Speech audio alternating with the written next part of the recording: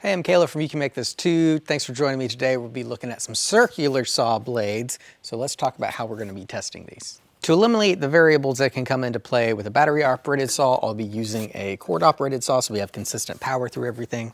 I've got some 2x6s here. We'll be shooting nails into these and then running some cuts once we start testing, or right before I test the blades. We'll get into more details of that. Let's look at the blades we're going to be testing first. Here's the 4 framing blades we're going to start with.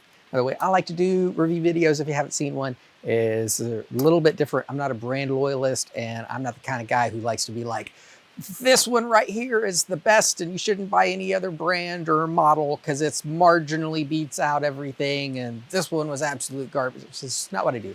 I like to decide what test I'm doing, explain that to you, let you see the process, summarize the information for you, and then make observations about maybe best use cases or when things might fit your needs best. The goal is always to inform you as a product consumer, so that way you go to the store and you can pick the product that fits your application best, because in many cases, I believe what's the best should always be answered with, well, it depends. What are you doing? And if I just say, this is the best, period, blanket statement, well, I mean, it may not be depending on your use case. Only you know your use case. I want to give you the data so that you can take your use case, what you see here, and then go make the most informed decision.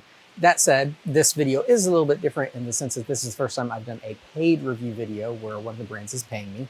Full disclosure, that brand is Crescent, and it's about this nail slicer framing blade. That being said, if you're a longtime viewer, hopefully we've established enough trust that you know I don't cheat things, and I'm just gonna give you an honest assessment of what happens.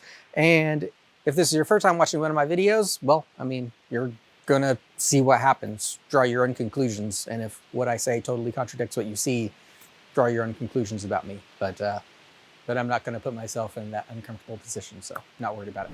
So the Crescent nail slicer framing blade is a framing blade, so I've got some other framing blade here that we're gonna compare against. Of course, Diablo, big name, Spider, another big name. And I've actually heard really good things about DeWalt blades recently. Normally any blade that's branded after a tool brand, normally not great, but I've been hearing good things. So grabbed a DeWalt framing blade and threw in here as well. And I've got prices here also. So our Crescent nail slicer is $9.99, $9.97 for the Diablo, $5, $4.98 for the Spider, and the DeWalt, $12.98. Important update, I was able to find a 7¼ inch blade locally, so this is that. It is all an apples to apples comparison. This isn't the 6.5 that I showed you earlier, all the same size. But anyway, you probably noticed earlier I mentioned we're gonna be cutting through nails. Well, framing blades are not meant to cut through nails. Nail slicer is. So why am I doing this with framing blades? Well, according to Crescent's market research and their promo video on this, they found that framing blades are often used in remodeling applications where a lot of demo is used and people expectedly and unexpectedly run into nails. So they made a framing blade at a framing blade price point that can cut through nails. So what we're going to do is put a bunch of nails and run these other blades and see how well this stacks up against the others. My thinking is the nails are also going to speed up the testing, because whichever can hit a few bits of metal and keep cutting wood well is going to do last longer than a blade that dulls out with the metal. So we're just accelerating the process. So for the test, I have a 6-foot 2x6 here, and I've got dots spaced an inch apart and then a line every 12 inches. I've got a whole bunch of 3¼ inch 131 bright common framing nails, kind of a standard interior framing nail. So what I'm going to do is shoot one every inch on the dot, and then I'm going to snap some chalk lines to keep me going straight. I'm going to cut through these. I'm going to cut through 12, and that's at the line. So every foot, and then I've got a 2x4, and I'll try to do a clean cut across a 2x4. So the idea is to simulate, you know, okay, you cut through some nails, how clean of a cut can you do in regular wood, making a cross cut after that as one would when framing. 12 might seem a little random, but there's actually a good reason for that. It's how many inches are in a foot, so that kind of breaks out easy on a 6-foot board. But also, in most areas, code requires that you use 3 131 diameter nails to secure a stud to a top plate. So cutting through 12 of them is the same as cutting out 2 studs from a top plate, because you'd have 3 nails in the bottom of each board, so that's 6 per stud, and the 2 studs, that would be 12. So this would be the equivalent as if you goofed and had to move a window or a door or just relocate some studs and you had to cut 2 out and you use your circular saw, that's what we're kind of equivalating here. I think I just made up that word. So yeah, let me get my nail gun, shoot a bunch of nails, and see I've got some more 2x6s if we need, and get cutting.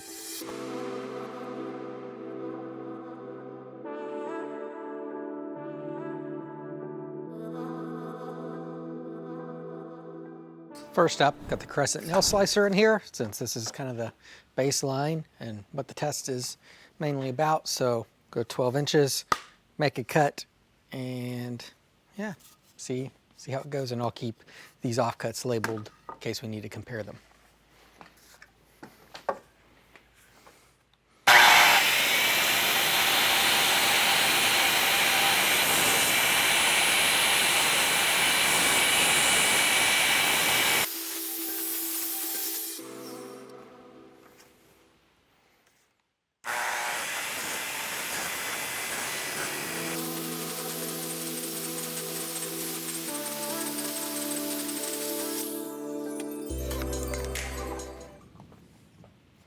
All right, honestly wasn't expecting to go all the way through the board. Just did, and it still seems to be going fine. 72 nails. Do need a mask, so I'll see how long this nail slicer lasts.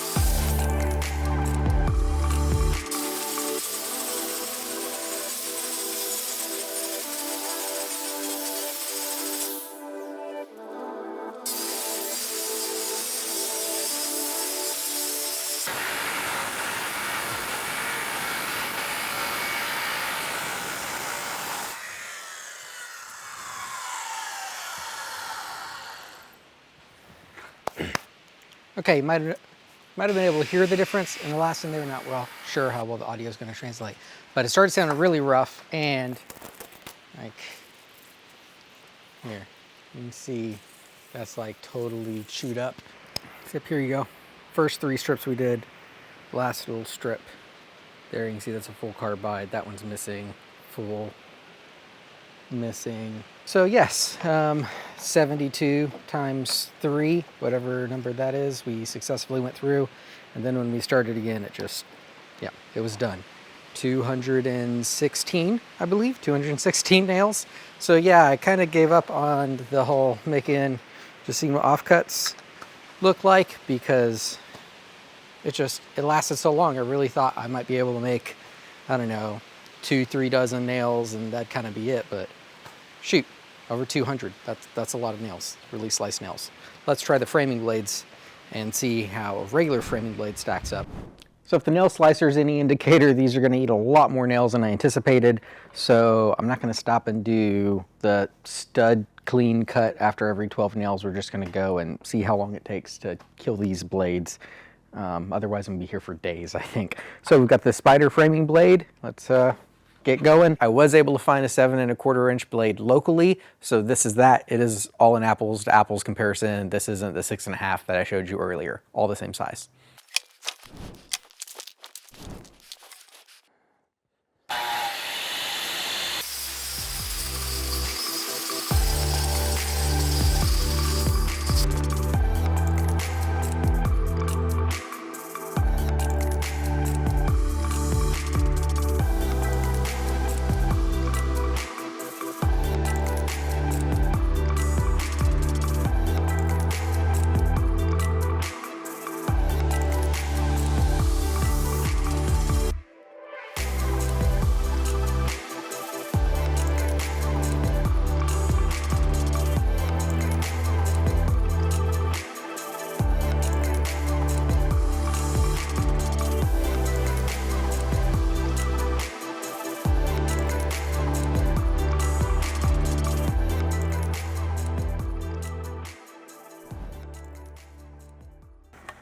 Next up, we got the Diablo regular framing blade.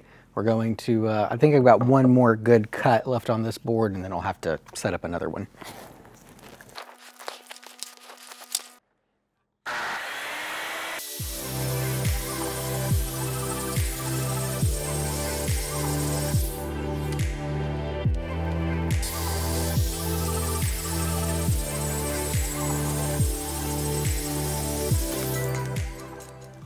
All right, I was able to get 2 passes on that board, just set up a new one. We're gonna check the blade while I was paused, and looks like we've got 2 chipped teeth and 1 missing tooth.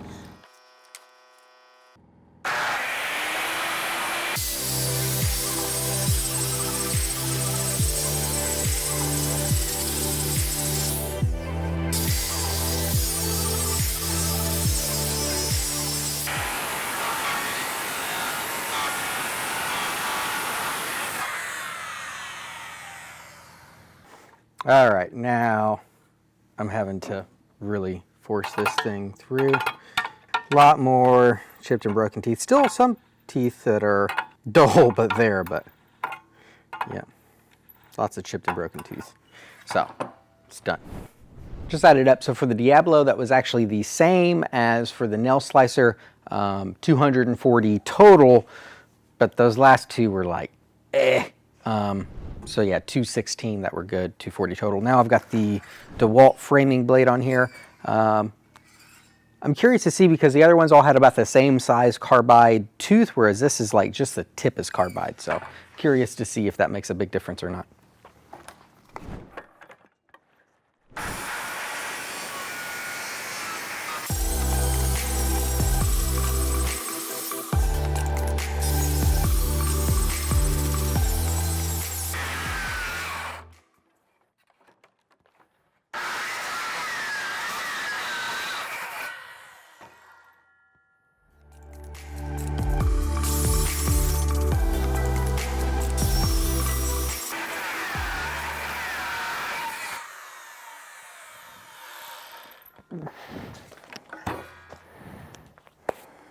All the carbide still seems to be on the DeWalt blade. I don't know if it's a lower grade on this or what. The reason I came from the other side was I noticed it was drifting, so I thought maybe it wasn't so much that the teeth wouldn't cut as I'd bound up the saw. So it came from the other direction just to, you know, start a new fresh cut and see if it was my error, and it immediately dove again. So I think what happened, yeah, there's a few small chips on the teeth. I guess they got dulled unevenly or something, and it's trying to pull the saw so it bound. Either way, this one definitely does not like to eat nails. So did 4 feet well, and then it ate 1, 2, actually that's a partial, this is a partial, so we'll call that 4 good feet and 3 kind of feet it ate. So not near as many. All right, so that's our Crescent versus the 3 framing nailers. One thing I didn't observe earlier too that I think might have probably had a big part to do with when the nail slicer died is it had a really bad hit that totally curled took a tooth and curled it. The other ones are all pretty well equally worn. The Spider actually seemed to have the least amount of chipping and lost teeth, but it got to where it just couldn't push it all. The Diablo and nail slicer both had 216 good cuts, made it through a total of 240. The DeWalt gave out sooner, which I wasn't surprised with those really small carbide tips, and then 312 total with the Spider. It really ate. So we've done a ton of testing, but I think we need to do just a little bit more. The Diablo Demo Demon and the Crescent nail slicer tied each other, and there's been some allegations that maybe Crescent isn't doing fair comparisons with Diablo. I got another Demo Demon, another nail slicer. We're gonna run these again slightly differently. What we're gonna do with these is, I realize there could be some bias coming into effect a little bit with when I run out of board and have to set up a new board and the blades get to cool down. So I've got one fresh board for each of these. No matter how far it gets, we're gonna start each one with a fresh board, so that way they all get ran about the same time. I also realize I've had my back to the camera the whole time I've been doing this, so I'm gonna run it the other way so you can watch these final tests, and then we'll aggregate everything. Next up, take 2 with the Diablo framing blade. Just realized, I think earlier I kept saying Demo Demon, but it's just the framing blade.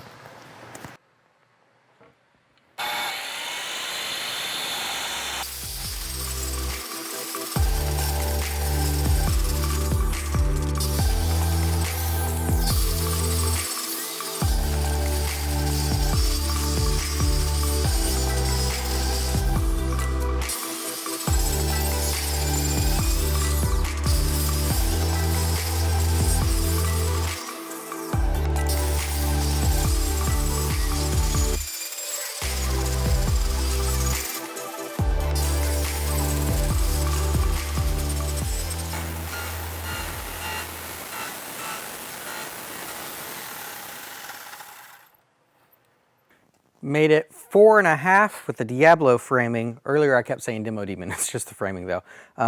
Made it a little past it, but here I think is where I lost, like, there's a lot of teeth missing here. Again, I'll switch the board and take that out when it cools down. And after I do the third one, I'll show you the blades. But yeah, 4.5. Okay, last up, we've got the second run of the Crescent nail slicer. See how it does.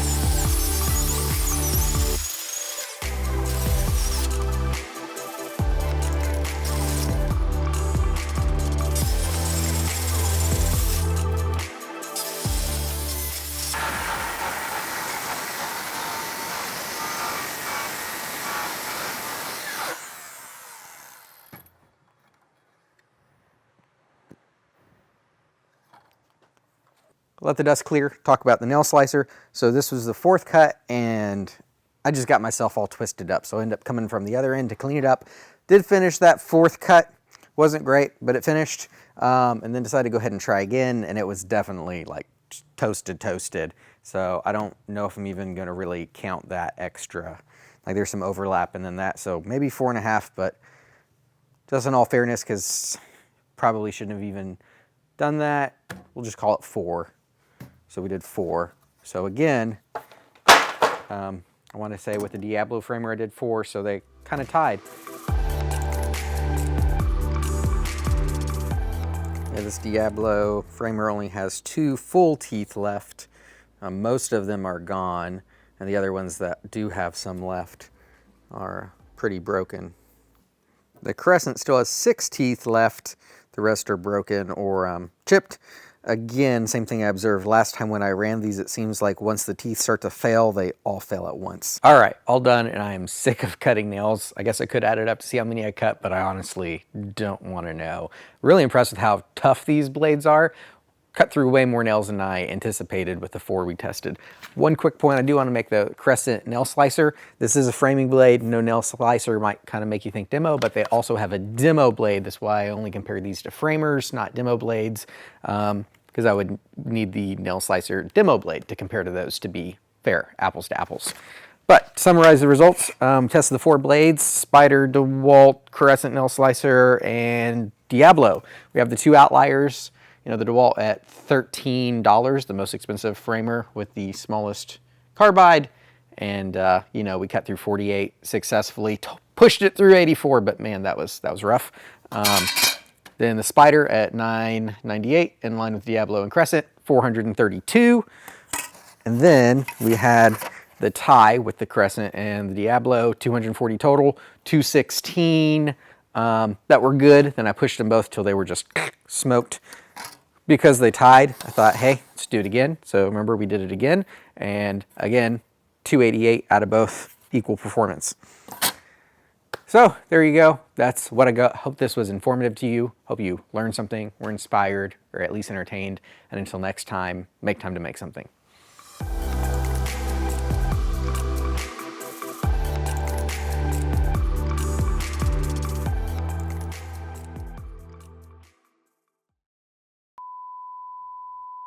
Quarter-inch 131 bright common framing nails.